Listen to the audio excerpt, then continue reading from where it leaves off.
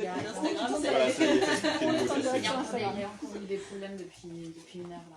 Ah, bon, bah, on espère qu'on va rester en direct sur Instagram pendant tout l'événement, mais sinon, bah, ce sera dommage pour les gens qui n'ont pas pu venir. Donc, bonsoir, merci d'être parmi nous pour cette soirée sur la Tour de Garde. Avec nous, nous avons Claire Duvivier, autrice de Un long voyage et du premier tome du deuxième cycle du deuxième cycle du Son de la Cité. Non, pas du Son de la Cité, de la Tour de Garde, donc Citadin de demain. Et Guillaume Chenanakan, auteur du premier titre du premier cycle de la Tour de Garde, Le Sang de la Cité. Merci d'être parmi nous. Merci.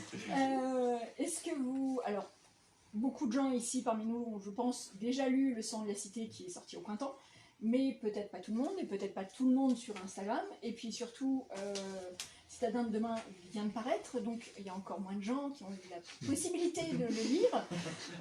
Précipitez-vous dessus, il est très très bien aussi. Et est-ce que vous pouvez nous parler de vos deux titres, déjà un peu de quoi ça parle, qu'est-ce qui s'y passe, sans trop spoiler évidemment. Voilà. T'as publié en premier, Parce que vas-y. j'ai publié en premier. Tu as ouvert le bal. Donc l'idée de départ, et ensuite je viendrai sur le roman lui-même, c'était de parler vraiment de la Tour de Garde, donc, qui donne son nom au cycle. Tout ça c'est parti de voyages, et en fait de différents voyages. Donc un premier voyage en Toscane, où on a visité Sienne, et où on a beaucoup aimé cette ville, et on s'est dit en rentrant que c'était une ville de fantaisie, en fait, une ville assez extraordinaire, qui est très marquée par son histoire, par son architecture, qui a une vraie ambiance. Et puis au cours d'un autre voyage, on s'est fait la même réflexion avec Amsterdam. Et en rentrant, bon, ça, là je le fais en accéléré, mais ça fait beaucoup plus de temps que ça en réalité. Quelques années plus tard, donc avec Claire, on s'est dit, ça serait pas mal d'écrire sur ces deux villes qu'on avait beaucoup aimées, avoir deux villes qui s'opposent entre guillemets ou qui se répondent, et qui serait la capitale du Sud, donc inspirée de Sienne, mais pas seulement, et la capitale du Nord. Et alors, donc du coup j'ai ouvert le bal avec ce roman, bien qu'on les ait écrits en même temps. Et donc Le Sang de la Cité, ça parle d'une immense cité qui ressemble un petit peu à la Sienne de la Renaissance. Et dans cette cité, donc un jeune garçon qui est commis d'épicerie et donc qui parcourt un petit peu toutes les gonelles étroites pour aller faire des livraisons de mets divers et variés et de bouteilles de vin, se retrouve en fait embarqué dans les affaires politiques de sa ville, puisqu'il est embauché par son duc pour l'aider à faire les tracés d'un immense canal qui transpercerait la ville de part en part pour y faire aller les marchandises. Et puis bon, en parallèle évidemment, comme on est quand même dans un univers de fantasy, le narrateur qui s'appelle Knox se rend compte qu'il y a des choses extrêmement étranges qui se passent dans sa ville, et il découvre une espèce de miroir inversé de sa ville qui est complètement vide, là où sa ville est elle complètement gorgée de monde et extrêmement vivante. Donc voilà, c'est un peu toutes ces pérégrinations de ce personnage dans cet univers, et les aventures qui découlent à la fois des événements politiques et de sa découverte de l'autre penchant de sa vie. Et donc Citadin de demain, du coup, c'est le pendant du Son de la Cité, mais dans la ville du Nord, de Haven, donc qui est un miroir de Gemina en quelque sorte. La narratrice c'est Amalia, c'est elle aussi une sorte de miroir de Knox, puisque contrairement à Knox, elle est plutôt issue des classes supérieures de la société, elle est de la caste nobiliaire. Parce que De Haven, c'est une société qui est vraiment basée sur une séparation sociale très stricte, donc une société de caste. La particularité d'Amalia dans cette ville, donc du coup inspirée d'Amsterdam, mais aussi d'autres villes de la Hanse, ou alors d'autres villes du nord de l'Europe aussi, on retrouve un peu de Lille, un peu de Paris aussi, un peu de Londres.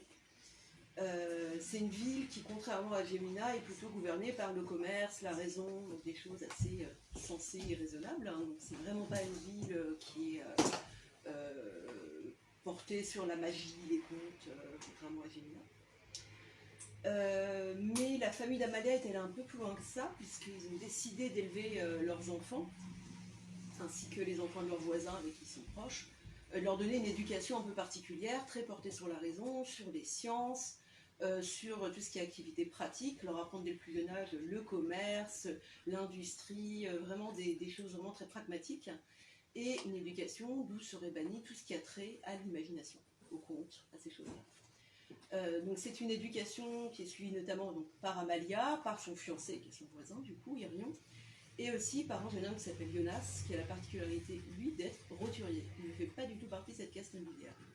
On explique au début du roman comment il s'est retrouvé là-dedans. Les trois jeunes sont très amis, ils sont extrêmement proches.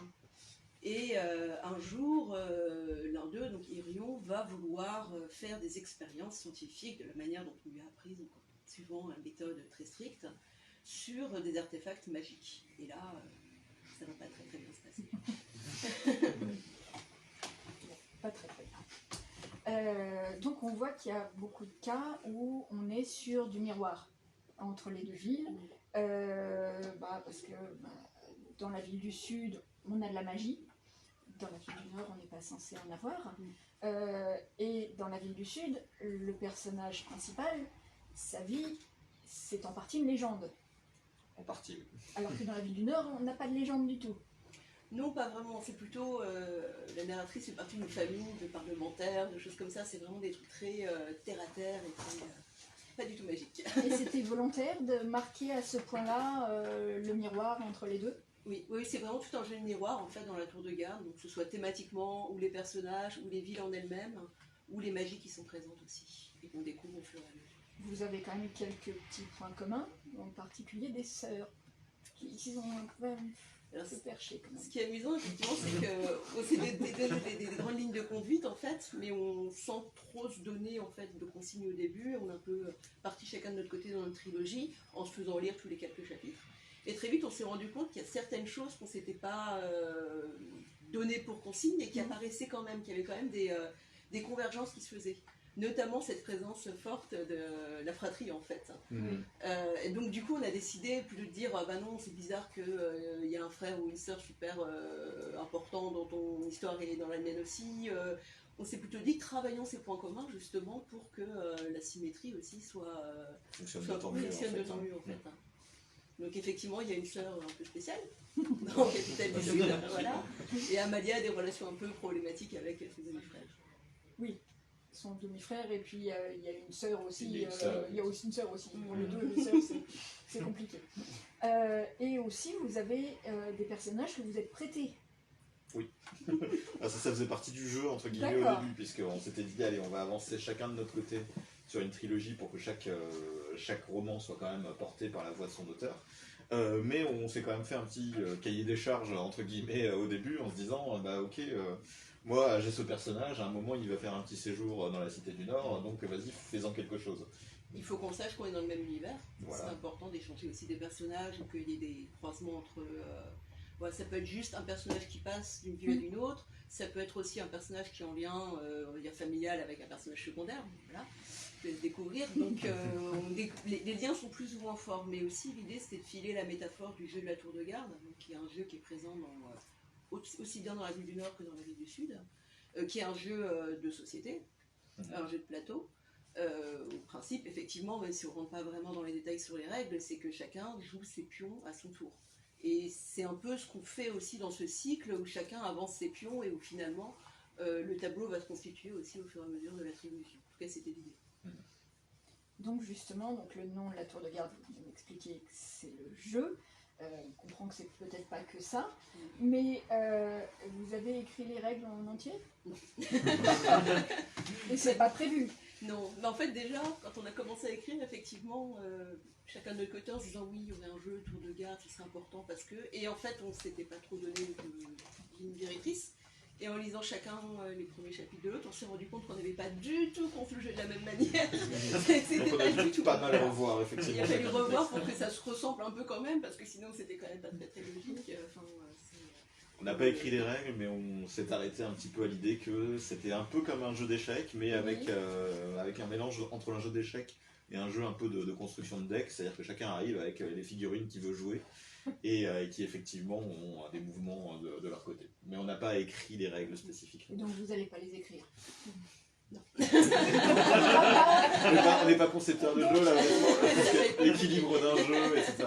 On ça va n'aura être pas compliqué. à la fin des deux trilogies, aux Forges de Vulcain, un super plateau super avec, coffret avec le le coffret, avec les pions qu'on invente en plus et qu'il n'y a pas de pions. Bon, faut jamais dire jamais, ça dépendra du degré d'enthousiasme de notre éditeur, mais pour l'instant c'est pas prévu. C'est pas prévu, oui. Et, ouais, d'accord. Vous venez de casser le mythe de votre histoire là quand même avec tout ça. Donc, vous nous avez un peu expliqué comment ça s'est fait au départ avec les deux villes. Il y a aussi les influences, j'imagine, de vos lectures ou d'autres choses qui ont pu rentrer dans les écritures. Il y a des choses en particulier pas plus que ça. Bah, la raison pour laquelle aussi les deux trilogies sont très différentes, c'est qu'on n'écrit pas vraiment de la même manière, non, Oui. pas du tout d'ailleurs. Effectivement, je pense que c'est aussi un jeu d'influence. Enfin, on n'a pas les mêmes lectures, tout à fait. On n'a pas les mêmes. On a des lectures en commun évidemment, mais Bien sûr, pas ouais, forcément tout évidemment. On n'a pas les mêmes historiques là-dessus. Moi je lisais énormément de fantasy quand j'étais jeune adulte. Après je suis un peu parti pour y revenir un peu sur le tard. Je pense que mes lectures avant tout c'est plus les romans d'aventure, les romans à l'Alexandre Dumas que je lisais quand j'étais enfant. Je voulais revenir un petit peu vers ça, vers quelque chose de très le panache, le verbe haut, ce genre de choses. Et c'est vrai que du coup ça se ressent je pense dans le sang de la cité, alors que Claire c'est un peu différent. Toi, tu as une inspiration plus BD, plus jeu de rôle aussi, Oui, aussi. qui est peut-être moins présente chez moi, où effectivement c'est plus un substrat de plein de références littéraires dans tous les horizons, mais effectivement peut-être moins pulp que dans ton univers à toi. On a affiché là-bas les deux cartes de vos deux villes qu'on voit au début des livres. Elles sont la première chose qui saute aux yeux, c'est qu'il n'y a aucun rapport entre les deux. Il y en a une qui est très très fouillie, l'autre qui est beaucoup plus rigide. C'est le même artiste. C'est ça qui est impressionnant. Mais c'était voulu quand même. Oui. À quel point une architecture d'une ville peut influencer une histoire? Après, c'est vrai que ça, c'est lié aussi aux villes qui nous ont inspirés. Oui. Donc Sienne, je te laisserai développer plus tard sur effectivement ce côté plein de quartiers différents, chacun avec son animal totem, son église, sa fontaine. Alors que moi, effectivement, nous, ce qui nous avait intéressé quand on avait visité Amsterdam, c'était ce côté, la ville qui est séparée en îlots. Et ce que j'ai développé dans De Haven, c'est le côté, effectivement, il y a des séparations physiques avec tous ces canaux entre les différents quartiers, ce qui leur donne des identités très fortes, et ce qui permet aussi une séparation physique des classes sociales, qui colle avec la structure sociale de De Haven. Donc il y a aussi, ça explique aussi ce côté un peu rangé, cadré, avec les canaux qui sont tirés au cordeau, sachant que c'est porté à son comble dans le quartier appelé La Grille, où pour le coup, un peu comme les Bastides, ou alors le quartier de l'Exemplé à Barcelone, il y a un quartier comme ça à Lisbonne aussi, qui étaient des expériences d'urbanisme au XVIIIe et début XIXe siècle, où effectivement on traçait des rues vraiment tout droites qui se croisaient pour faire des quartiers plus hygiéniques, plus sains, voilà. Donc c'était un peu la naissance de la ville moderne. Et c'est effectivement ce que j'expliquais dans le prologue de De Haven, c'est que l'aristocratie de la ville avait voulu créer ce quartier du futur, un peu ce quartier de demain, dans la grille.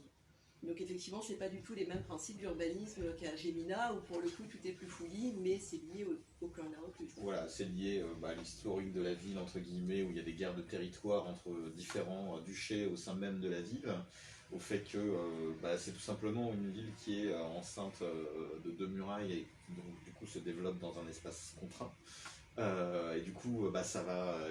Et l'autre forme de magie donc, dont on parlait, qui est très très utilitaire en fait, et qui est que tout simplement la seule forme de magie vraiment existante et acceptée, c'est tout simplement des maçons qui construisent, qui sont capables de construire une maison en une journée.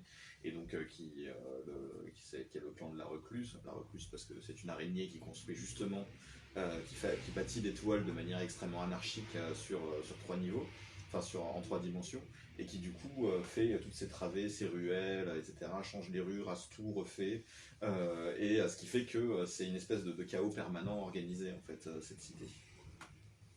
Et donc cette cité, avec ces 2 murs, on sent bien que l'histoire, c'est dans la ville que ça se passe. Tout à fait. Alors que dans l'autre, quand on démarre le roman, on a l'impression que la vraie grosse problématique, elle est très loin.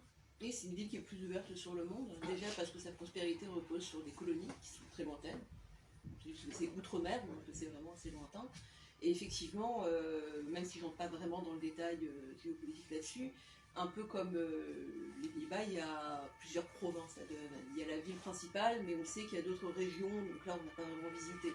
Mais De Haven est, on va dire, sur sa surface vraiment urbaine, beaucoup plus petite que Gémina, mais aussi beaucoup plus étendue parce qu'elle a des terres, des provinces alentours. Donc là aussi, on a l'opposition entre les 2 villes, celle qui a 2 murs et celle qui est complètement... Celle qui, alors que Gilbert, lui, en fait, effectivement, à contrario, est vraiment complètement renfermée sur elle-même. Ce qui est d'ailleurs le sujet, c'est qu'on ne sait absolument pas ce qui se passe à l'extérieur. Enfin, c'est un univers à part entière. C'est pour ça que De Haven est très cosmopolite, alors que Gémina, finalement, il y a très peu d'étrangers dans les... Oui, d'ailleurs, on a plus d'informations dans le Citadin de demain sur la ville de Gémina que le contraire. Gémina, on a l'impression que c'est limite s'ils savent qu'il y a d'autres villes autour. Et puis le seul personnage qu'ils connaissent qui vient de notre ville, il est considéré comme le Nordien. Enfin, c'est Oui. la personne qu'on ne connaît pas, dont on se méfie. Oui, il y a complètement. C'est une ville qui est extrêmement renfermée sur elle-même. Et d'ailleurs, les habitants ne l'appellent même pas Gémina, en fait. Ils n'utilisent pas le nom de la ville, ils l'appellent la cité. Parce que, comme s'il n'y en avait pas Comme s'il y en d'autres. avait qu'une, en fait. Voilà.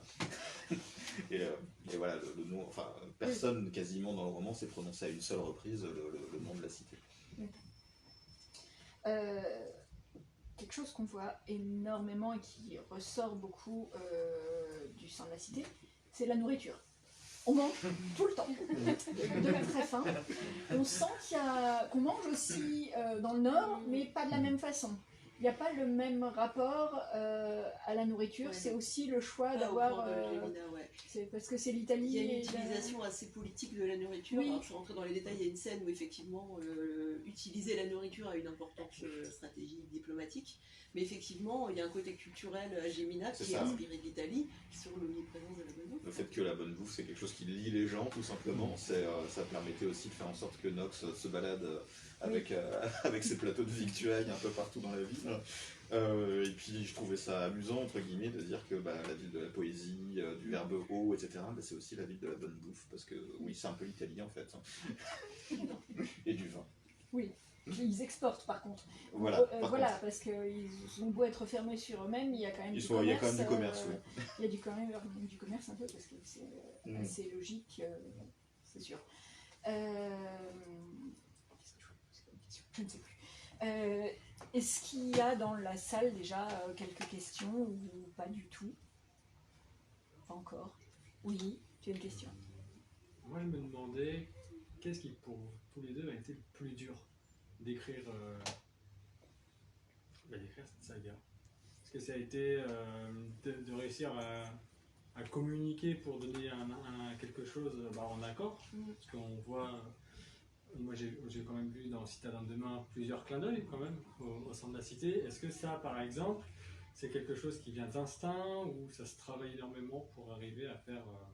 Ça vient plutôt d'instinct en fait. Ouais. C'est plutôt l'inverse, il faut lutter pour pas faire trop de clins d'œil à côté et les garder que quand c'est vraiment signifiant en fait, pour que ça apporte vraiment la lecture, je dirais. Et qu'on n'ait pas l'impression de raconter l'histoire de l'autre, mais qu'on continue à raconter la sienne et qu'il y ait vraiment juste quelque chose en plus quand on le lit et qu'on se rend compte que justement il y a des petites passerelles qui sont mises entre les 2 romans. Je dirais que le plus difficile, ça a été justement quand ça se rapproche en fait. Oui, parce qu'on est en train de travailler sur les tomes suivants, et au bout d'un moment, les intrigues vont Se rejoignent de toute façon de plus en plus, rejoindre. voilà. Et là, ça devient compliqué, parce qu'effectivement, puisque les publications sont alternées, il est important de ne pas se spoiler l'un l'autre. Tout en Il est étant... important que Guillaume ne spoile pas ce qui se passe dans le Nord, parce que c'est lui qui publie en premier. Donc du coup, il faut doser pour que quand même l'intrigue soit bouclée, soit finie, qu'on n'ait pas l'impression qu'il y ait des manques, mais en laisser un petit peu pour l'autre trilogie, pour qu'effectivement, elle aussi, elle soit complète. Donc là, on est en plein dedans. C'est pas facile. Et voilà, il y a tout un travail effectivement distiller les informations un peu au fur et à mesure, ne pas trop en dire, tout en disant quand même, parce que bah, c'est quand même des intrigues qui se rejoignent, donc on est un peu obligé. Sachant que les 2 premiers volumes, on les avait écrits avant de les présenter à l'éditeur. Alors ils ont changé, ils sont pas tout à fait les mêmes, mais en tout cas, l'équivalent de ces 2 premiers volumes de chaque trilogie était fait. Et en fait, toutes les intrigues se passent en même temps en fait. Le tome 1 de Capitale du Sud et le tome 1 de Capitale du Nord, ça se passe en même temps. On a une frise chronologique. Et normalement, il va en être de même pour les tomes 2. Et on s'est dit, par contre, il faut qu'on fasse attention parce que justement, du fait qu'on ait cette publication alternée, il faut garder le côté feuilleton. Il vaut mieux aussi que chaque parution apporte un petit quelque chose en plus, qu'on n'ait pas l'impression de faire du surplace. Donc du coup, changer un petit peu le découpage chronologique pour que, on va dire, entre les 2 tomes 2, on ait l'impression que l'histoire globale avance un peu. Vu que, même si les intrigues ne sont pas tout à fait relantes, elles se rapprochent quand même. Donc ça a été plutôt, oui, le travail un peu de couture final pour faire en sorte que ça s'ajuste bien et que la veste tombe bien sur le mannequin, si je peux dire. C'est vraiment plus des ajustements. C'est vrai que l'écriture en elle-même, elle a été plutôt ludique et plutôt, c'était pas le plus difficile. Mais c'est vraiment le côté trilogie parallèle qui a demandé un peu plus de précaution. Je me posais une question, surtout pour vous, Claire Duvivier, au niveau de... Pour moi, j'ai lu Un long voyage et Le sang de la cité, pas encore le vôtre. Et je me posais la question, parce qu'on retrouve beaucoup la question des complots et de la politique, etc., même dans Un long voyage, qui, je crois, était votre premier roman. Et du coup, je me demandais si vous aviez voulu aussi faire cette série... Alors, est-ce que vous aviez déjà écrit Un long voyage et après vous avez eu cette idée de faire ces deux trilogies, ou est-ce que en fait c'était en parallèle et du coup ma question est un peu voilà. Mais ou alors c'était plutôt l'idée de continuer un peu sur tous ces thèmes justement de complot politique où la fantaisie finalement est quand même assez en retrait, ou voilà. Moi dans tous les cas effectivement j'aime bien justement ces histoires un peu de complot, de questions géopolitiques, et c'est vrai que moi la fantaisie est toujours un peu en retrait parce que je suis moins intéressée par la magie et le merveilleux que par les relations entre les personnages. Mais en fait, pour vous dire la vérité, Un long voyage, je l'ai écrit après Citadin de demain. En tout cas, après le premier jet de Citadin de demain. C'est un peu compliqué. Mais Un long voyage, j'en avais eu l'idée avant, enfin ça me trottait dans la tête, j'y arrivais juste pas à m'y mettre.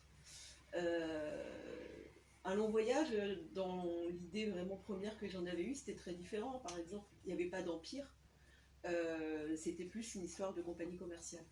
Et finalement, comme j'ai écrit Citadin de demain, où j'ai récupéré toutes mes idées sur ces compagnies commerciales qui partaient à l'autre bout de la mer, de l'océan, pour faire des affaires, des choses comme ça, quand je me suis repenchée sur Un long voyage, je me suis dit, je peux pas garder ça, enfin, c'est répétitif, et ça m'intéresserait pas de faire redite, il faut que je trouve autre chose. Et en fait, en réfléchissant à ce qui pouvait remplacer, je suis tombée sur cette histoire d'empire, donc après, sans trop entrer dans les détails d'Un long voyage, finalement, ça a pris une importance assez grande dans l'intrigue, on va dire. Et finalement, c'est devenu un des pivots d'Un long voyage. Donc, comme quoi, finalement, j'ai modifié certaines choses. Ça l'a écarté du projet initial, mais finalement, ça lui a donné sa spécificité. D'accord. J'avais une question sur la construction des 2 trilogies en parallèle. Comme du coup, en tout cas, ça donne l'impression que c'est vraiment deux histoires en parallèle, mais en même temps, ça veut raconter une histoire globale. Je ne sais pas dans quelle mesure ça va être une histoire unifiée à la fin. Justement, comment on gère ça, d'avoir les 2 histoires parallèles dans 2 canaux littéraires séparés, et pour arriver malgré tout à raconter peut-être une chose à la fin. Je ne sais pas comment vous prévoyez ça. Je reprends juste la métaphore du jeu de société en fait, de la tour de garde. On disait alors, en fait, au début, on avance un peu des pièces d'un camp de l'autre, puis au bout d'un moment, finalement, les pions sont complètement intermêlés, et finalement, en regardant le plateau final, on a une histoire globale, même s'il y avait 2 parties qui jouaient. L'idée, pour se représenter un peu la chose comme ça, c'est qu'effectivement, chaque camp du jeu de la tour de garde raconte une propre histoire, mais finalement, quand on regarde le tableau, on voit l'histoire telle qu'elle s'est faite des 2 côtés. En fait, c'est une histoire qui se fait sur plusieurs niveaux, en fait, parce que chaque personnage raconte vraiment son histoire, avec un début, un milieu, une fin, c'est l'idée. Chaque trilogie peut même se lire séparément, donc on est vraiment... Et en fait, l'histoire, l'idée du cycle de la tour de garde, c'était que ça raconte quelque chose en plus quand on a tout lu. Il y a une dimension en plus, en fait, je dirais pas un sous-texte, en fait, c'est vraiment voilà, une espèce de picture de ce que c'est que la tour de garde. Disons que normalement, à la fin de chaque trilogie, ce qu'on veut, c'est que tous les fils soient rentrés, en fait, que tout trouve une réponse et une conclusion, mais qu'en ayant lu l'autre trilogie, ça aille plus loin que ça et qu'on se dit ah oui, effectivement, ça prend une autre dimension quand on sait ce qui s'est passé en face. Ouais, On n'a pas besoin de le savoir si on a lu que la trilogie sud ou que la trilogie nord, mais effectivement, ça prend une autre dimension quand on a lu les deux, parce qu'on sait quel sens ça a pour tel personnage. Enfin, c'est le but, hein, après. Ouais, Je mais sais pas comment y arriver, mais, c'est difficile de répondre à cette question sans spoiler en fait.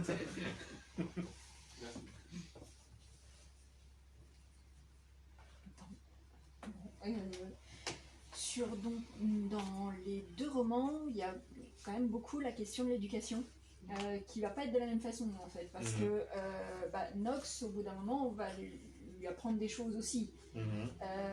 C'était dès le début un choix d'avoir aussi la partie éducation dans les deux ou Non. Ça fait partie de ces choses qu'on a découvertes en fait voilà. en lisant. Aussi, de toute façon, on savait qu'on allait prendre un schéma de roman C'est d'apprentissage, ça. donc forcément, il y a toujours une part Il y a toujours une part d'éducation. Mais effectivement, ça faisait partie de ces sujets où, en se lisant mutuellement tous les chapitres, on se faisait lire la partie de l'autre, où on s'est dit, ah mais là, pareil, il y a quelque chose à creuser, parce que oui, c'est un roman d'apprentissage. Oui, on a chacun pris la question de l'éducation un peu à bras-le-corps, en l'adaptant évidemment pour chacune des cités. Et du coup, bah voilà, il y a aussi un jeu de miroir entre les deux manières de l'aborder. Et si on reprend donc le sang de la cité, comment dire, mince, je retrouve plus ce que je voulais vous montrer, je suis désolée, ça ne revient pas, c'est pas grave. Oui, là aussi vous avez fait le choix dans les deux d'avoir des amitiés qui n'étaient pas que par rapport à la caste du personnage principal. Dans un cas, c'est une amitié qui est presque forcée parce que de toute façon, on leur a mis cet ami pour l'école. Dans l'autre, ça va se faire de façon très très différente aussi. C'est parce que c'est pour montrer l'ensemble de la vie ou c'est... C'était pour montrer l'ensemble de la vie, c'était pour montrer qu'il y avait une proximité aussi, même s'il y a effectivement une caste un peu nobiliaire, elle reste quand même extrêmement proche, parce que par la force des choses, tout simplement, parce que géographiquement tout est proche. Donc il n'y a pas tant de différence que ça entre les castes d'ailleurs. Il y a une fille de duc qui s'amourache d'un roturier, mais ce qui est complètement accepté et dit socialement, enfin c'est pas un problème en fait, parce que tout le monde est tellement habitué. Et par contre évidemment, donc le personnage, le narrateur Nox, lui se fait des amis dans différentes castes. Pour le coup, il fait justement le pont entre tout ça. Ça, c'était une vraie volonté de ma part de dire, lui, il a cette espèce de statut particulier où il a un pied dans une grande maison ducale et puis l'autre dans la rue par son métier. Et du coup, il rencontre des gens un peu de tous les horizons, il les tutoie, il les connaît bien. C'est un peu le côté streetwise, en fait, comme disent les Anglais. Il a cette espèce de connaissance de la rue qui lui permet d'aller voir un petit peu tout le monde. Et donc, je voulais que son cercle d'amis soit un petit peu le reflet de tout ça. Oui, alors que dans Citadins de demain, on a l'impression qu'ils sont amis, mais c'est peut-être pas si simple. Ils sont amis, ils sont très proches, mais effectivement, c'est quelque chose d'atypique en fait dans cette ville. Pour des jeunes nobles d'être amis avec un roturier, fut-il parvenu, c'est pas quelqu'un de pauvre, non plus. Mais en même temps, c'est des nobles un peu particuliers à Maléry. On s'est beaucoup moqué d'eux dans leur jeunesse, parce qu'ils sont un peu spéciaux, parce que leur éducation est différente, parce que voilà. Donc finalement, c'est pas très étonnant pour eux, venant d'eux, finalement, qu'ils aient cette amitié un peu particulière. Et le choix de cette éducation, cette idée au départ de faire tout ça, elle est venue d'où? Parce que c'est un peu particulier d'avoir fait ce choix, se dire ah non, on va leur apprendre que les sciences, les trucs, mais déjà jamais les histoires. L'idée d'éducation un peu particulière où on isole des jeunes, moi ça vient de lecture du XVIIIe siècle en fait, ou des pièces de théâtre de l'époque. C'est une pièce de théâtre de Marivaux où moi j'adore ce genre de pitch, c'est tellement improbable, c'est ridicule. Où globalement il y a des amis aristocrates qui se disent rappelle-toi, il y a 20 ans on se demandait à un repas d'après toi c'est qui a trompé l'autre en premier, l'homme ou la femme, machin, et ben tu sais quoi, j'ai pris 2 orphelins, je les ai fait grandir sur une île il y a 20 ans, maintenant ils ont 20 ans, ils sont ensemble et viens on va leur faire rencontrer d'autres orphelins qui sont ensemble et on va voir, Moi, j'ai lu ça au collège, j'étais, mais qu'est-ce que c'est que cette histoire, c'est n'importe quoi. Enfin, en plus, j'imagine, mais oui, je me rappelle de ces conversations qu'on a eues il y a 20 ans, enfin bref. Mais l'idée était quand même restée du côté des gens qui font quand même des expériences sur des enfants, et que ce soit une idée qui soit arrivée aussitôt qu'au siècle des Lumières, quoi. Enfin, moi, ça m'a interpellée, je me suis dit que c'était une idée intéressante. Je voulais pas basculer non plus dans le côté les méchants parents qui se servent de leurs enfants en cobaye, même si c'est le cas. Enfin, je voulais que ce soit quand même des parents aimants, enfin, pour que ce soit un petit peu plus compliqué que ça quand même. Et surtout des parents idéalistes, enfin, qui aient fait ça pour des raisons un peu plus nobles que j'aimerais bien savoir qui va tromper l'autre en premier. Donc là, pour le coup, on sent que voilà, leurs idéaux, c'est vraiment, comme le titre l'indique, créer les citadins de demain. Donc, alors évidemment, c'est des gens de la classe noble, donc leur idée, c'est aussi de faire perdurer leur modèle et d'avoir des gens des enfants qui vont reprendre le flambeau, ou juste effectivement le faire de façon éclairée, en étant bien éduqués, en continuant à porter cette doctrine progressiste dans laquelle ils ont été élevés. Et après, le côté sans compte, sans légende, sans imaginaire, là pour le coup, c'est le reflet de Gémina. Voilà, et puis le côté, effectivement, pareil, siècle des Lumières, la foi aveugle dans la raison et on va dire, la méfiance envers les superstitions. On sent une présence de la femme différente, en tout cas une liberté plus grande ou une importance plus grande politique dans De Haven que dans Gémina, où Gémina, elles sont là pour qu'on les marie un peu quand même, en partie. Ça dépend. Ça dépend lesquelles. Mais, oui, dans Gémina, alors j'ai pas trop développé cet aspect-là. J'ai fait juste 2 ou 3 petites allusions. En fait, il y a quand même le côté où les femmes peuvent devenir duchesses, enfin prendre la tête d'une famille. Alors évidemment, ça reste des familles, mais c'est ça que j'ai pas développé, ou uniquement par allusion. Ça se fait au mérite, en fait, tout simplement. C'est-à-dire que si elles travaillent mieux que les hommes, tout simplement, elles prennent la tête de la famille. Et alors évidemment, il y a quand même toujours des jeux de mariage avec des alliances, etc. Mais sans qu'il y ait une importance particulière dans le fait de... les alliances, elles sont plus commerciales en fait. Hein. Et on ne sait pas s'il y a un duc et une duchesse qui se marient, et si leur enfant va prendre la succession ou pas, parce qu'en fait, ça marche pas comme ça. Et pour De Haven, c'est pour le coup très très différent. Oui, après... comme dans Un long voyage, moi je suis partie dans une société où pour le coup il y a une égalité totale sans qu'on se pose de questions. Effectivement, dans les mariages aristocrates, la question se pose sur qui va garder le nom, parce que voilà, ça peut être le nom de l'homme ou le nom de la femme, ça dépend de l'importance des familles, ça dépend de ce qui est attaché à leur nom de famille, des choses comme ça. Donc ça c'est plus ou moins expliqué en détail. À un moment, la mère effectivement fait des allusions sur le fait que quand même les hommes travaillent pas beaucoup et les femmes sont quand même vachement plus bosseuses. Mais bon, voilà, ça vient d'elle aussi. Et puis surtout, elle parle de elle le dit elle-même d'ailleurs, elle parle de la classe noble. Pour le coup, dans le tome 1, pour l'instant, on fréquente pas trop finalement la grande majorité des habitants de Haven qui sont les roturiers. Donc ça va changer. Mais effectivement, on a une vision de Haven qui est, et Amalia s'en rend compte progressivement aussi, qu'en fait la vision qu'elle a de sa vie, elle est quand même assez restreinte. C'est une vision qui est la vision de la caste qui a le pouvoir, donc c'est une vision qui a du pouvoir en elle-même, mais elle est quand même restreinte et pas du tout représentative de la ville dans son ensemble. Donc ça, c'est quelque chose qui va lui venir au fur et à mesure. est-ce qu'il y a une question? Moi, il y a un élément qui m'a frappé dans le centre de la cité, je ne sais pas si c'est le cas aussi dans Citadin de demain. C'est la place que vous accordez aux animaux lorsque vous attribuez les noms d'animaux aux différents duchés. Et moi, ce qui m'a frappé, c'est j'imagine peut-être qu'il y a une référence à l'héraldique et à cet univers médiéval, mais vous allez chercher en plus des noms et des espèces qui sont un peu inattendues. Je pense au tapir, la baleine, c'est la jubarte, la caouane. Alors, est-ce qu'il y avait une volonté particulière d'utiliser un symbolisme animal particulier au-delà des références au Moyen-Âge et de ce choix parfois particulier de certaines espèces ou de certains noms? Alors en fait, là-dessus, ça vient de Sienne, tout simplement, parce que Sienne, c'est comme ça.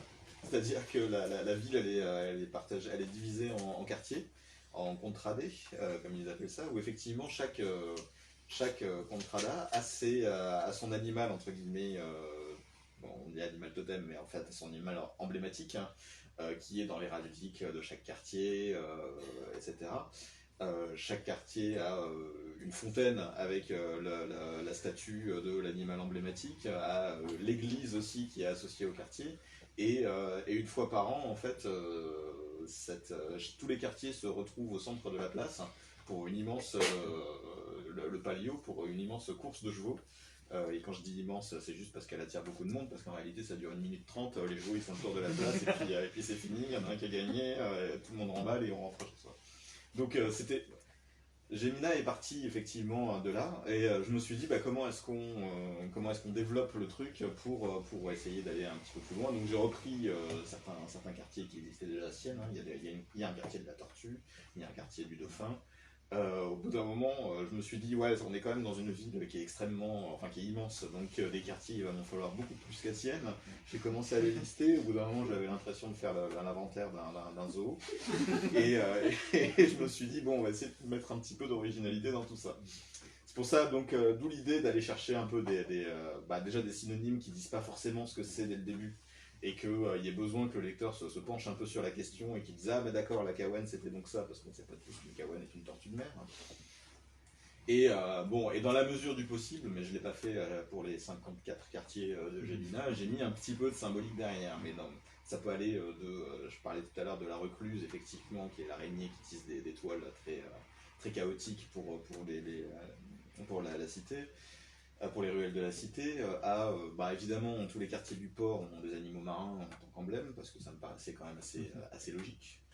Et puis, pour la petite histoire, le tapir, c'est juste du jargon de normalien, me semble-t-il, où effectivement quelqu'un qui est dans une bibliothèque et qui se penche sur ses livres, on dit que c'est un tapir. Et du coup, je me suis dit, allez, la bibliothèque, ce sera le tapir. Voilà, tout s'est fait un petit peu comme ça, au fur et à mesure, et ça va pas beaucoup plus loin, entre guillemets, dans la symbolique. Alors qu'à Daven, il n'y a rien de tout ça. Terre à terre. Alors les faubourgs, ils s'appellent les faubourgs. Le nouveau quartier, comme ça aujourd'hui, s'appelle la grille, parce que c'est une grille. Ils sont beaucoup moins imaginatifs. Simplement, la rivière s'appelle la Déviante parce qu'elle a été déviée de son embouchure il y a quelques siècles à la fondation de la ville. Bon après voilà, ça fait un peu le triste qui n'est pas plus embêtant. Mais c'est recherché quand même. Ça a quand même du sens, et voilà. Mais effectivement, c'est l'exact. Encore une fois, c'est le miroir de Gemina qui a des quartiers qui sont nommés de façon très poétique. Ouais, et puis il y avait. Et il y avait aussi cette espèce d'idée que justement, comme on est sur des quartiers qui font que se chamailler, parce que c'est ça en fait l'idée du roman, bah oui, on a une espèce d'impression de basse-cour, de bagarre entre. Donc au final, le fait de prendre des animaux, ça avait du sens. Je me posais la question, alors j'ai pas encore lu le livre de Claire, mais j'ai quand même remarqué qu'il y a un espèce de topos de la fantasy qui est relativement absent, c'est la religion. C'est volontaire. Moi j'en parle un tout petit peu dans Citadin de l'Homme, mais juste pour dire que justement les habitants ont tourné le dos en fait à tout ce qui est croyances, religion, mais parce que c'est aussi l'ADN de la ville, quoi. Moi, j'en parle aussi également un tout petit peu, mais vraiment que par allusion, quand on dit que, comme il y a eu des accidents, beaucoup de blessés, pouf, on a ouvert les églises et dedans il y a des lits pour hôpitaux. Mais ça ne va pas plus loin, en fait. C'est volontaire, enfin, déjà parce que je trouve que c'est un topos effectivement qui est un petit peu casse-gueule. Et puis surtout qui prend beaucoup vite trop d'importance. Et c'était pas ce qu'on voulait faire. Mais après, dans Citadin de demain, effectivement, je m'explique au début qu'ils ont tourné le dos, et il y a quelques références historiques qui reviennent de temps en temps au cours de la trilogie. Donc, parfois, on va s'appuyer là-dessus, mais justement, on s'appuie plus sur l'absence et la fin de la religion organisée que sur son existence.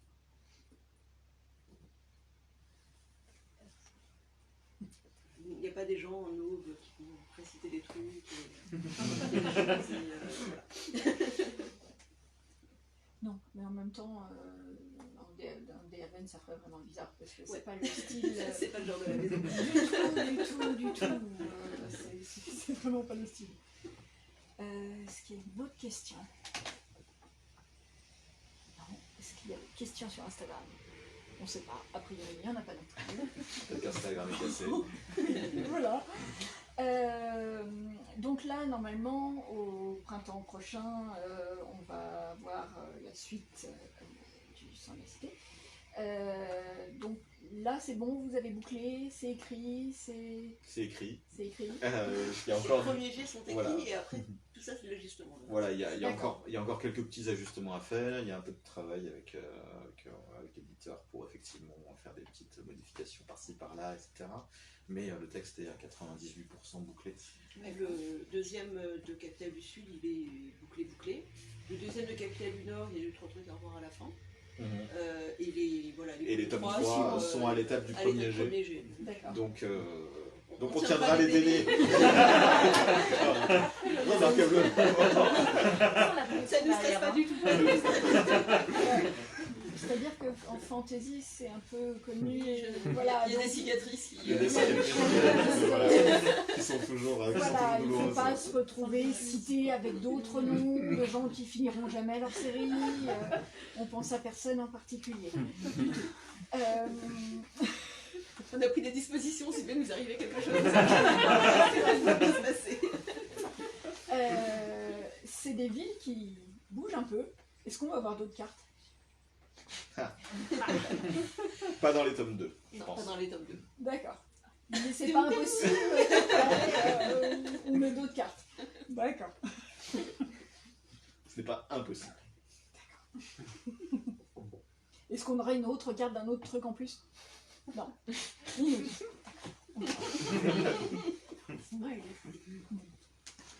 Bon.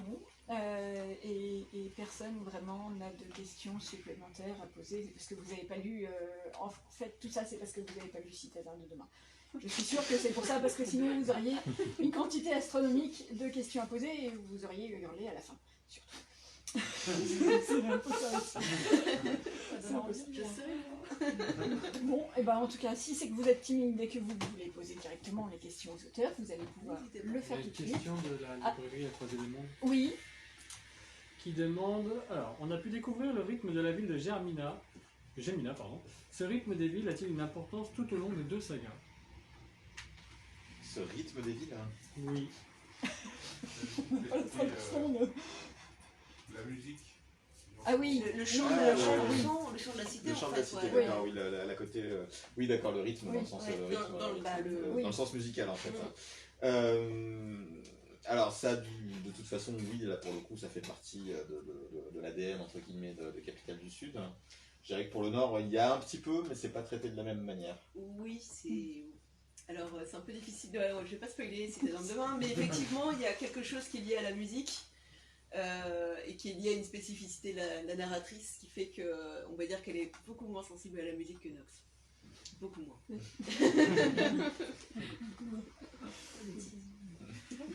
oui. Et on peut pas en même temps expliquer ça autrement. Bon, bah si on a... Désolée, c'est flou. en même temps... On peut pas spoiler. Non, on peut pas spoiler. Bon, eh bien, merci beaucoup d'être venu. Merci Claire, Guillaume. C'était très très intéressant. Bah, merci d'avoir bravé les éléments. Voilà, c'est ça. Si vous avez des questions que vous n'avez pas osé poser au public, vous pourrez les poser directement aux auteurs. Merci beaucoup. Merci.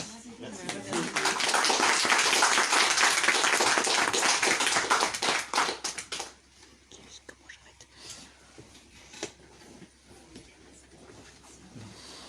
Donc, j'arrête.